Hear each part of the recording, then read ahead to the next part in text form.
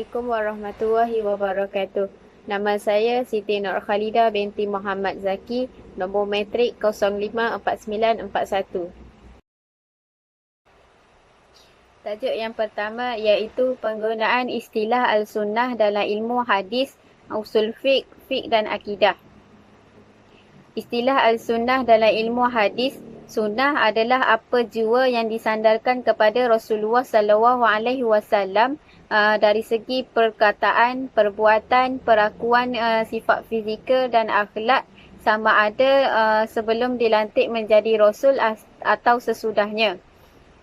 Istilah Al-Sunnah dalam usul fiqh pula, sunnah adalah kata-kata perbuatan dan takrir. Mereka mengkaji hadis sebagai sumber hukum syariat seperti wajib, haram, sunat, harus dan makruh.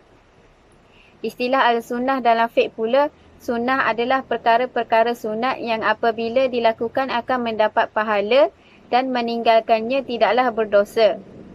Dalam istilah sunnah dalam akidah, untuk memelihara perkara i'tiqad daripada sebarang syubhat, khususnya dalam masalah beriman kepada Allah, para malaikat, para rasul dan kelebihan para sahabat. Tajuk yang kedua iaitu perbezaan di antara hadis riwayah dan hadis dirayah. Hadis riwayah ialah suatu pengetahuan yang disandarkan kepada Nabi Muhammad SAW secara khusus, sama ada perkataan, perbuatan, takrir dan juga tingkah laku. Manakala hadis dirayah suatu ilmu untuk mengetahui keadaan sanad dan juga matan, sama ada diterima atau ditolak. Di antara perbezaan hadis riwayah dan hadis dirayah ialah hadis riwayah adalah segala perkataan, perbuatan dan persetujuan Nabi Muhammad SAW. Manakala hadis dirayah hakikat, sifat-sifat dan kaedah-kaedah dalam periwayatan.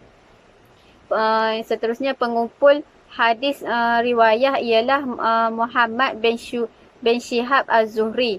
Manakala hadis dirayah pengumpulnya ialah Abu Muhammad Al-Hasan bin Abdul Rahman bin Khalid Ar-Ramah-Hurmuzi. Tujuan hadis riwayah ialah untuk memelihara syariah Islam dan kepentingan sunnah. Manakala hadis dirayah tujuannya untuk meneliti hadis berdasarkan kaedah-kaedah atau persyariatan dalam periwayatan. Faedah ilmu hadis riwayah adalah menjauhi kesalahan dalam periwayatan, manakala hadis dirayah adalah untuk mengetahui periwayatan yang diterima atau ditolak.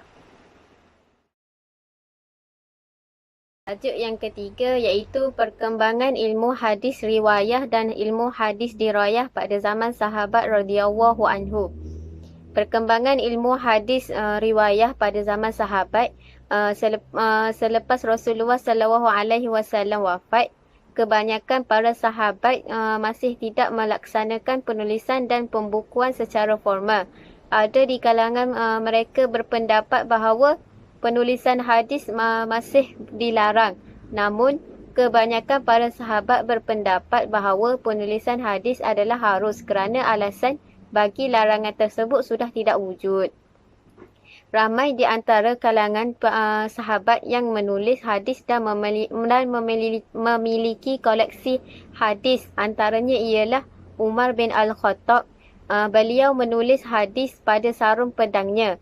Jabir bin Abdullah pula menulis sebuah kitab kecil mengenai haji. Manakala Ali bin Abi Talib mempunyai sahifahnya yang merupakan koleksi hadis yang diterima daripada Nabi Muhammad SAW yang digantung pada pedangnya. Seterusnya, perkembangan hadis dirayah pada zaman sahabat. Hadis ini berkembang seiring dengan perkembangan hadis riwayah pada sekitar 40 tahun. Selepas hijrah, telah timbul fitnah yang dipelopori oleh golongan Syiah dan golongan As-Sabiyah. Perselisihan pendapat antara mereka mendorong mereka untuk mencari hujah berdasarkan syarak untuk menyokong pendapat mereka, tetapi gagal. Ini menyebabkan mereka cuba untuk memalsukan hadis. Ulama hadis yang menyedari perkara itu telah berusaha untuk menanganinya. Antara ulama hadis yang dianggap sebagai orang pertama yang memperkenalkan ilmu hadis ialah Imam Syafi'i. Terdapat juga istilah-istilah ilmu hadis serta kaedahnya. Gelombang penulisan ilmu hadis terus berkembang dari semasa ke semasa dan terhasillah kitab-kitab hadis tersebut.